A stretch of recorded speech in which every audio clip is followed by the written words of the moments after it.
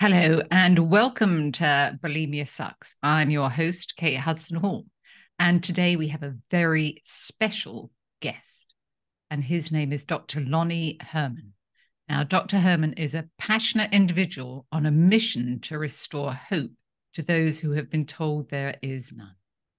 With a precise, scientifically based method, Dr. Herman uncovers the root cause of diseases and swiftly eradicates them through personalized protocols uniquely tailored to each individual.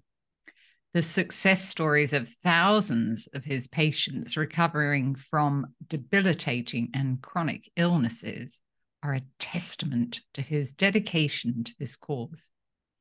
Dr. Herman addresses other conditions, and some include fibromyalgia, Lyme disease, neuropathy, migraines, chronic fatigue syndrome, empowering individuals to reclaim the quality of their life that they deserve. So join us as Dr. Lonnie Herman shares his expertise and insights on various different issues and anxiety and all sorts of different issues, and it's that are connected with these conditions.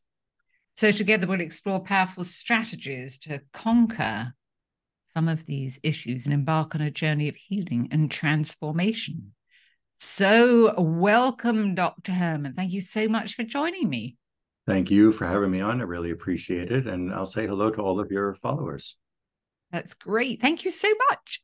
Oh, now let's start at the beginning. So explain to us how this type of therapy works. Well, it really goes back to understanding what are the causes of each individual's person's condition.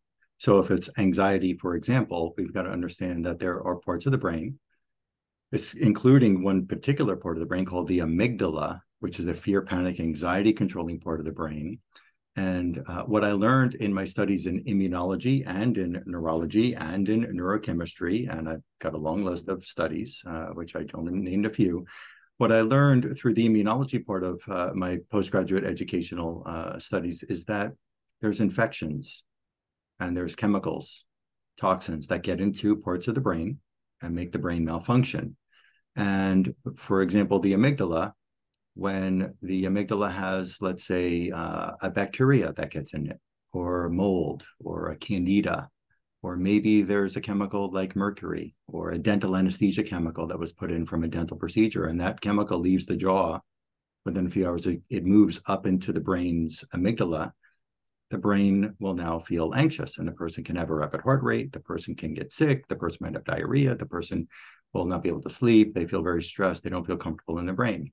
And with my technology, what I'm able to do is find that the amygdala has, for example, a mold in it, or it has a candida, or it has a dental anesthetic. And we are able to customize protocols from the exam finding where we can actually, and this is based on biophysics research, excuse me, biophysics research. Scientists in Europe back in the 1990s discovered that we can actually imprint the frequency of the infection that's in that part of the brain into water. And the water now becomes like a computer chip. It's programmed to carry the frequency of, for example, black mold that got into the brain, Right. or the amygdala in particular. We can put the frequency of the amygdala, perfect healthy amygdala, into the water, and we can put the black mold frequency into the water, make a hybrid remedy. And what we're able to do when we give the patient the remedy, we're going to call it a quantum energized formula now. What we're able to do with that is when the frequency of that black mold that's in the amygdala imprinted into that water, when we're able to give that to the person, or the person takes it on his or her own at home, when we prepare the remedy for them, that frequency of that black mold is going to go right to that part of the brain called the amygdala. And the body itself is going to use laws of nature that are going to help the body eradicate, like cures like. The body's going to eradicate, eliminate, remove, and expel the black mold from the amygdala. So can I just pause there a moment? So, Yes. Dr. Herman, so when you give the chemical back to the body, how We're does it not know giving the to go? chemical. Let me say this. We're All not right, giving so the the mold frequency and of it. The mold in the water. Right, but it's not the chemical. We're giving the frequency of that mold, or the frequency, the energy of the dental anesthetic. And how does that come? How do they take in a water remedy? We have these dropper vials that we prepare. Yeah. So when they, how does it know whether to go Well, to it the doesn't amygdala? know. It doesn't know. So there's something that's really interesting that was discovered in the late 1800s. Right. If I can go further, in homeopathy, which I'll tell you, years ago, I had the scientific thing. Yeah, homeopathy for me was like, what is that? That's rubbish, right? So once I learned, and patients had come to me, you should really check out homeopathy. There are things that you can do with that you don't realize, and that maybe, because they were into it. But I was a scientific mind. I've got to run neurological assessments. I've got to be able to run labs on people. I've got to run genetic studies. I got to run antibody studies. I got to run all these different blood tests and stool tests and saliva tests. And what I began to realize with some patients over time is that the labs could not reveal anything. There was nothing wrong with them, but they still had symptoms. But with homeopathy, like cures like. So I think that it's beyond what a human being can truly understand, but there is research that has proven that once the frequency, when that particular exact frequency of that offending agent that's in the body, whether it's, let's say it's a parasite in the stomach, hookworm in the stomach, once we give it the hookworm frequency, that frequency meets that particular frequency. It's just a law of physics, a law of biophysics, a law of quantum physics. It's just the way that it works. So it doesn't know to go there. It's just that when the energy enters the body of the offending agent that's causing the symptom, the two energies meet and it obliterates the offending agent that's in the organ, causing the organ disease. And then it would be expelled from the body. And then the body will wash it out. So whether we have to poop it out or pee it out or sweat it out, or some people will throw things up, vomiting literally can happen. Not everybody, but sometimes it does. And I'm not saying from a bulimia standpoint. So it's just that sometimes, and it does happen, but I'll say it's not often. It's just that when somebody, let's just say they have bad stomach pains for years, and we find that there's black mold or parasites in the stomach that were not found on endoscopies, that were not found on any blood tests. When they take the remedies to get rid of, or the quantum energized formulas, when they take it to get rid of the black mold from the stomach, they may throw it up, because one of the ways that the body wants to get rid of something, like we can pee it out, we can poop it out, we can sweat it out, is to vomit. So so sometimes that's an aggravation in the healing process. But yes, the body's going to wash it out. The body's going to expel these different toxins and infections. For the first time in somebody's life, they're really able to literally clean their brain and their body out of the offending agents that cause their maladies, that cause their ailments. Wow. Yeah, it's powerful. Wow. It's incredible. So talking about anxiety, so could you give us an example of somebody that you've helped with anxiety? Yes, that volume went down. I'm sorry, did I? No, we can hear you. I can hear you fine. You hear me fine. Yes, yeah. Anxiety. And I've got a few videos. I'll tell you this, on my YouTube channel, on my Instagram, on my Facebook, as well as on my website. I've got a particular page on my website about anxiety, and helping people understand, once they read through the brief, but in depth, easy to understand in layman's terms, the material that we provided on that anxiety page, the emotional section of my website. And there are videos on there, testimonial videos of people describing their recovery. They're totally reclaiming their brain, restoring their normal brain function, and getting rid of even decades of anxiety with this work. And they're off meds, and it's just incredible. So I'll give you a couple of different patients stories that come to mind. One patient came in here so anxious for her exam, she could barely make it in. Her hands were shaking, her rapid heart rate, and she just looked very stressed in her brain. And she was like, I woke up this way. And she was not an anxiety. She didn't come in originally for anxiety. She had other systemic issues that we had to address, because she had endometriosis. She had certain issues with her body that was the main reason for the appointment. But she had woken up that day and called the clinic. I don't think I can make it in. I'm anxious. My hands are shaking. My heart's beating. I just don't know what happened. And I just woke up this way. So I had a feeling what was going on. I didn't know exactly yet, but I had an idea. So anyway, she comes in to the clinic, and when I examined her, all I could find causing the anxiety, because she couldn't sit still. She was, barely sit still. There was no way to do a 2, 3, 4 hour exam on her for the endometriosis. From the way that she looked when she appeared, the hands were shaking, the body was shaking. She had this internal tremor type of feeling, and shaking inside, shaking outside, and the anxiety and the stress look on her face. She could not She was unable to lie down and just be comfortable from the anxiety. It was so terrible. Yeah. And I found with her that it was my exam findings were the influenza virus got into the amygdala. That's what I found. It was the influenza virus poking at the amygdala, right. making the amygdala stressed. And when we made the remedy right here in the clinic for her, where we have a laboratory in the clinic where we make these. And so that probably took like 30 minutes to make that one particular remedy that day. And when she took it, I sent her into another room, just go lay down, right? Somebody's anxious. They know they lay down, they're going to be anxious, right? It's not going to stop just because you lay down and try to find peace. Oh, yeah. She took the remedy, and not even an hour passed by, she got up and she was fine. The rapid heart rate disappeared. The shaking hands disappeared. The stress look on her face was gone. She felt no more anxiety. She was at peace in the brain. It wasn't because of a GABA deficiency. It wasn't because of a serotonin deficiency. It wasn't because she needed a anxiety medication. It wasn't because of any other. It was because the influenza, somehow she picked it up, and instead of her making feel the flu-like symptoms of chest pain or sweating at night or feverish or coughing or any of those, it wasn't that at all. It was the influenza that triggered it. And how do I know it was? Because when we made her, this one woman, the exact specific remedy to match the influenza that was in the amygdala that I believe I discovered in the exam, it stopped instantly, within an hour. But if it wasn't the right assessment and we provided her that remedy, it never would have disappeared, because you got to match what's causing the problem. I'll give you another example. There is a woman who, and which I've got so many I could tell you, but there's another woman who I met. Now I'm going to go a little deeper with this description. But this woman, she, for more than 20 years of her life, anxiety was a problem. Insomnia, anxiety, numb hands, tingling hands, burning hands, restless legs, couldn't sleep at night, barely. She was just the anxiety drove her like terrible. I remember examining her the first time. She was just like squirming around on the exam table. She could not sit still. She was so stressed in her brain, and the pain that she felt in her body, but the pain in the brain, I mean, pain of anxiety, of just never feeling, she never felt good in her own skin for over 20 years.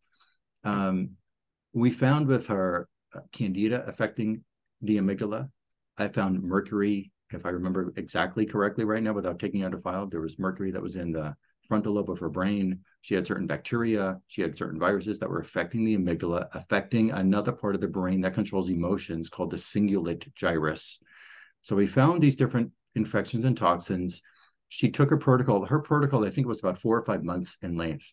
And she came back, and you'll see her in a video that's on my YouTube channel. It's on my website, on the emotional page, by the way. I have a specific emotional section of my website where I go really deep into certain ways of how to examine a person, how to find these different, these things causing disease. But her anxiety of 20 years disappeared. Her insomnia disappeared. Her burning hands disappeared. Not the hands didn't disappear, but the burning sensation, numb sensation in the hands disappeared.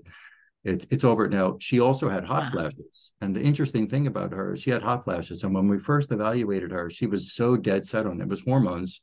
She was through menopause already, but she had hormone imbalances. She thought, we ran the hormone panel on her. There was nothing out of order. She was perfectly fine. Estrogen normal, testosterone, progesterone, everything was normal. Her hot flashes weren't caused by hormone imbalance. What I believe, because the hot flashes stopped from the protocol, and it wasn't just luck or coincidence. She took the protocol, anxiety left, hand, and all these symptoms disappeared. The reason why I believe that what I really feel I know, not believe, is that the hot flashes were little fever bursts the body was trying to do to kill the infections, but she couldn't keep it up. So that's common for women. Hot flashes that go on for decades, even 10, 20 years after they go through menopause, is because the body is not strong enough to carry out the fever to kill the infection. So when we get rid of those infections from the brain and the body, those symptoms stop. But I can go on. I've got so many veterans anxiety stopping. I mean, it's incredible work. Amazing. And I'll tell you, can I add one more thing? Is that some people with anxiety, they were born feeling normal. They went through school normal. Then all of a sudden something happened and they just get anxious. Like, where did it come from? Maybe they picked up Epstein-Barr virus that got in their amygdala. Maybe they had a dental procedure. They were fine, but then the dental anesthetic left the tooth when it wore up, and they felt their tooth again 3 hours later. But that chemical, the chemical went from the tooth into the brain and stayed there. And people don't know. And so they go to a psychiatrist, they take a medication, they go to a group, they try to talk to people, they try to read books, how to calm down, they try to meditate. We get rid of the chemical that got into that amygdala, and it's over. It's over. It's over. So, but I found also that there are some kids, babies, literally anxiety. We took care of a Down syndrome little girl. She was, I think, 2 or 3 years old. She was clinging to her parent. When I mean clinging, they couldn't sleep for the whole time she was alive. This little girl holding on to the mother, holding on to the father for dear life. She was afraid of people. She couldn't. She was clinging to them, and no exaggeration. And I saw that when I first met with them, because they were coming to me for another reason, for this, for their daughter with Down syndrome.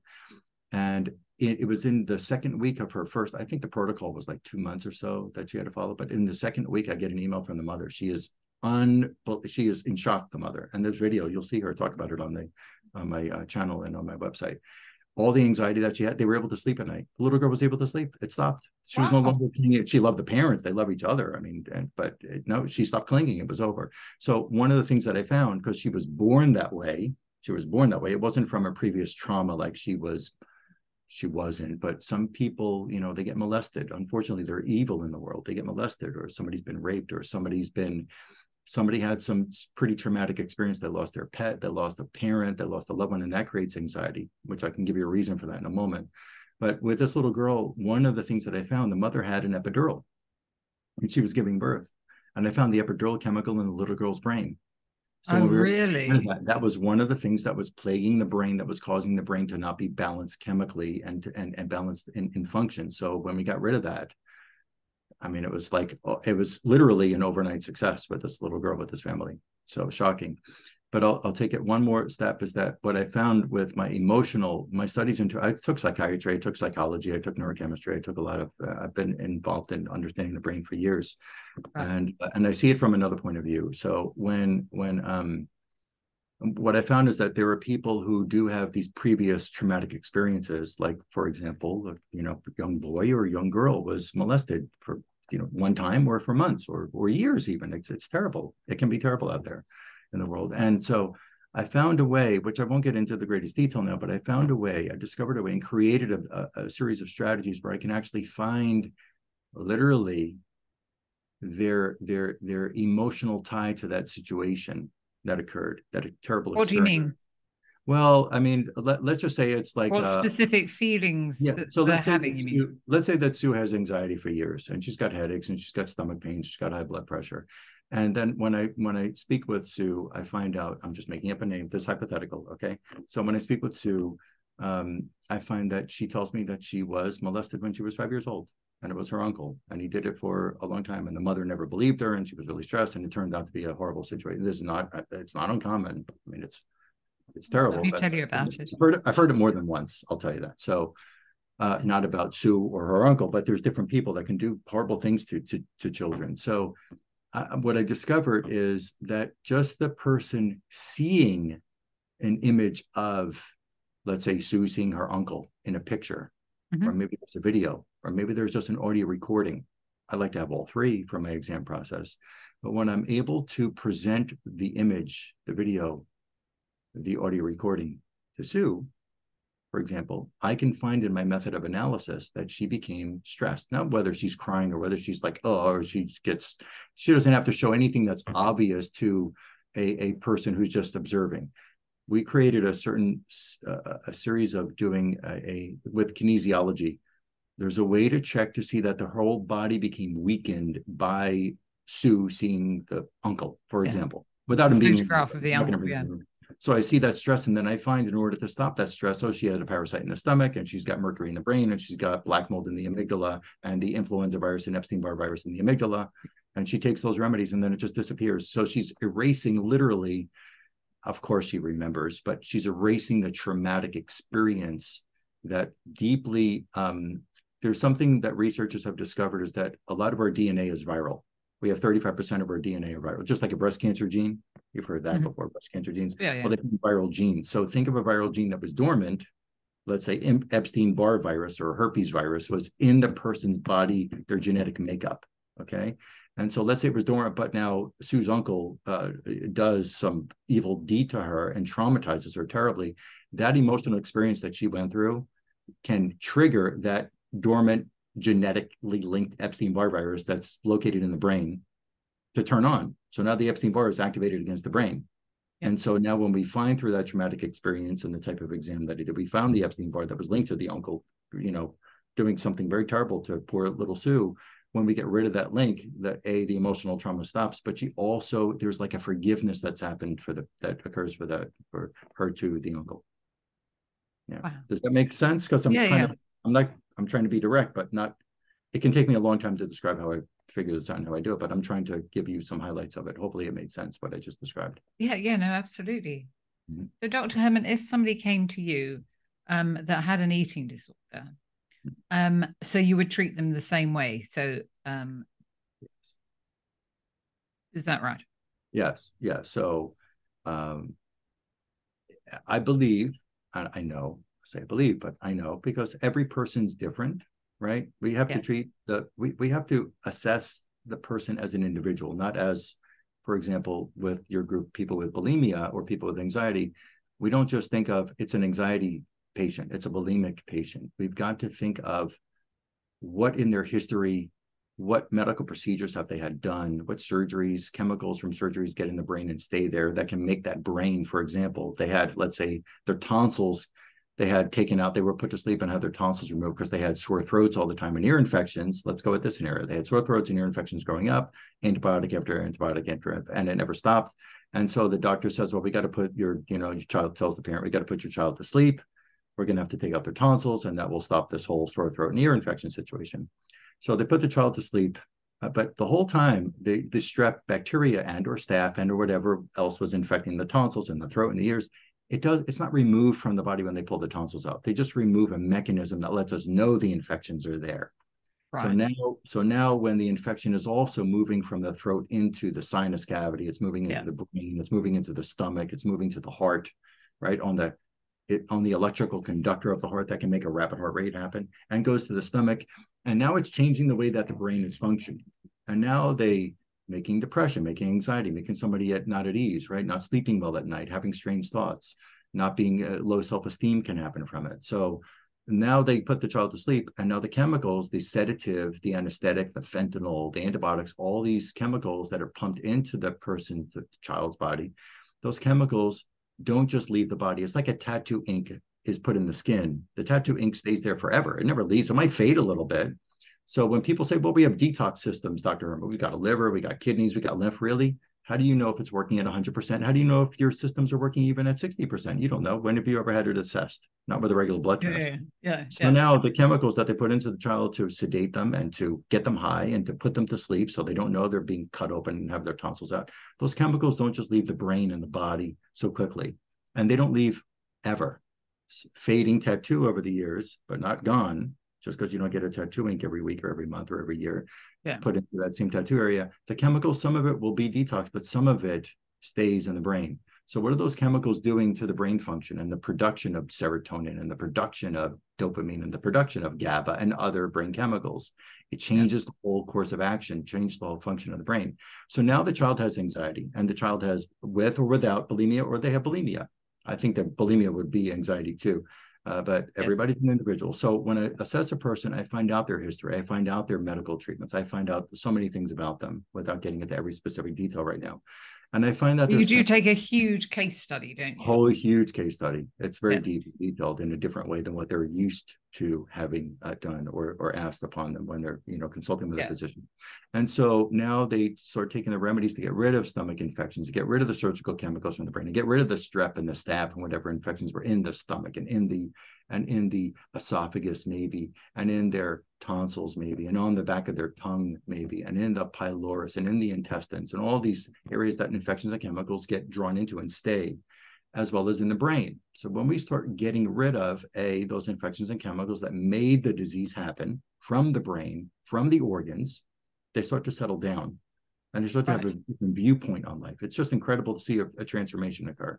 Literally an emotional and physical transformation that occurs for people with this work. And even if, again, they were traumatized, maybe there was somebody who hurt them, or maybe they just had a low self-esteem, or maybe they wanted to look like Barbie on TV and they thought it was the right thing to do because they're twisted by, I'm sorry, let me take that word back, because their brain has been somewhat manipulated by the propaganda on TV, Yes. by the magazine. So I take that word back. Don't let me twist it. I really take that word back. But I'm just saying that when there's manipulation of the human brain, and it's powerful what these governments can do, and powerful what these companies can do to manipulate the person's brain to think in the way that they want people to think, it really can be a challenge for a human, a woman or a man, to be young or older, to be able to understand that they're okay, right? So and furthermore, so with bulimia, but also even people with overweight conditions, if they're eating very clean organic food, which is important, there are certain things that happen in the body, because there are people who can try to lose weight, but they can't,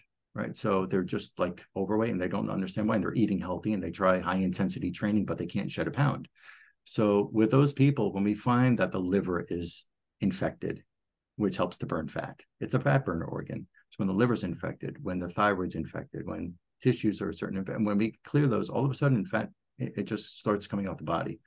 They got to eat a clean diet and do exercise, but we start getting the body to change its metabolism with this work. So, but back to the bulimia, I really feel that people who, whether they're traumatized or not by somebody, right, molesting or so on, but there's so much information through our cell phones and through the computer and through the television and through magazines and billboards and just everything that goes on. Sometimes people with bulimia, as well as anxiety, they're just, the brain, it's perceiving the world in the wrong way. And when we can get people to, when we can use certain exam steps and get rid of these infections and chemicals, the body will just settle down and we can put a stop to the disorder. Well, there's very high statistics that prove that people that have bulimia have also been sexually abused sometimes. Sure, and that's what I'm just saying, that yeah, you're right. And this is what you do, so you probably know a little bit more about that, that chronic illness than I do, in that respect. That it's what you focus on more, right? And your group focuses on more. But I'm just bringing up another point of view, is that sometimes people are traumatized by other things that they've seen in movies, and right. So it can be. Oh, yeah. And I don't know the percentage of people with bulimia who've been sexually traumatized. It's possible. There is a possibility that they weren't sexually traumatized by some major offender, whether it was a loved one or not. It's just that sometimes people have the brain can change because of other things. They had a surgery and the chemical got in the brain and tripped the brain, and now the brain is making them, and it's not from being sexually abused, right? So there are things that can happen to people that I just, for me personally, I've got to ask those questions. Like you're saying, that was there sexual abuse or some type of emotional abuse, not just sexual abuse, physical or emotional, both. But it's a possibility that it's coming from something else where that never happened to them in their life. That never happened, and it's still driving the bulimic disorder, anxiety disorder, and there was no abuse at all. They could have had I met with people, parents bringing their teenage daughter in here who's just like anxious and hiding from people and low self-esteem and throwing up and all these, but they're a loving family. Nobody's ever touched anybody wrong. There's not, at least that's what I hear. I don't know, because I'm not in the room in the house watching with cameras and seeing it, right? So, but I'm taking that when the daughter tells me, no, Dr. Herman, nobody's ever touched me wrong. I've never been abused. My parents never hit me. Nobody's ever approached me. It never happened. Never had a bad boyfriend, never had a bad uncle. Nobody ever did anything. So then we've got to realize that we've got to now take another route of figuring out why. Yeah. It's just fascinating. Yeah. I love it. Thank you. Rapid health restoration system. Yes. Everybody must look into it and find out more and see how it can help them. And so, Dr. Herman, so how can people find you? So you're on Instagram. What's your handle?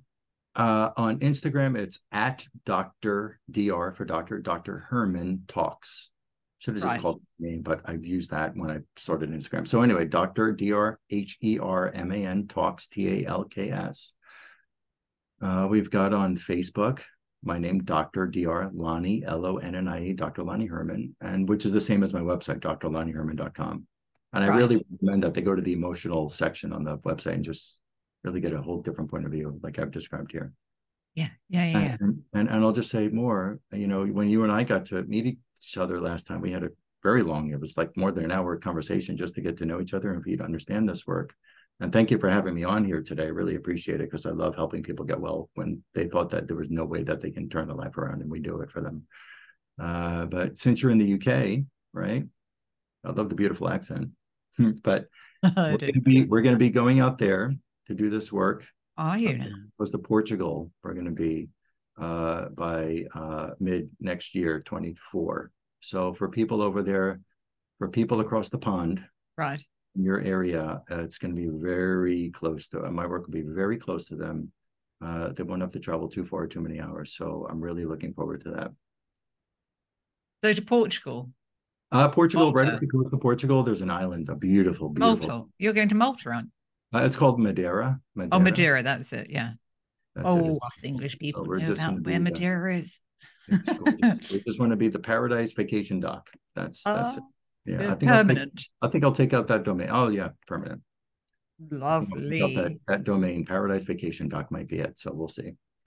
I love it. Well, Dr. Herman, thank you so much for joining us and sharing this just valuable, insightful, fascinating information. So it would be great, I think, if we can all go and find out more information about how it can help us with whatever issues we may be having at this particular time.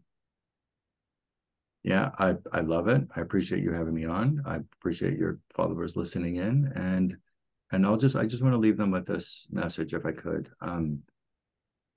Be an advocate for yourself.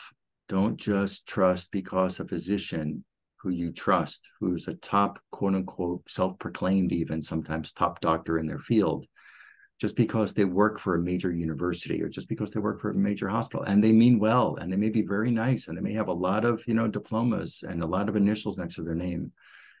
Don't stop looking for answers. Don't stop trying to figure it out, because what I did over years, I just kept looking for, how can I deliver to a person? How can I help them overcome these different conditions? So don't stop being an advocate for yourself, and take what I'm saying, whether you want to call me now and get started, or you just listen to this again and listen to it again and just begin to understand that there are causes in you, in your brain, in your body, that are making you live with the anxiety, to live with the bulimia. And when you start to clean yourself out from these chemicals and infections that made it happen, you can turn your life around. Look at the case studies I put up on my website. Look at it on YouTube. It's all about helping you. The number one thing that drives us in my clinic is helping people overcome their problem. That's what matters the most. And the sooner you're better, the happier we're all going to be. It's better for you, it's better for me, and better for everybody else out there in the world, because we can stop you have a better chance. There's not a cure. There's not way, and we're not even treating the disease. Just find the causes, help you rid it, and let's see your life come back to you. So I really appreciate you having me on today. I appreciate the interview, and there's a passion of ours. We love it. Well, thank you so much for joining us. Thank you. Fabulous. Very, very interesting. So thank you. And thank you to everybody for listening. And before we go, make sure you subscribe to the podcast on Apple iTunes or wherever you listen, so you never miss an episode. So thank you so much. And I look forward to chatting with you in the next episode.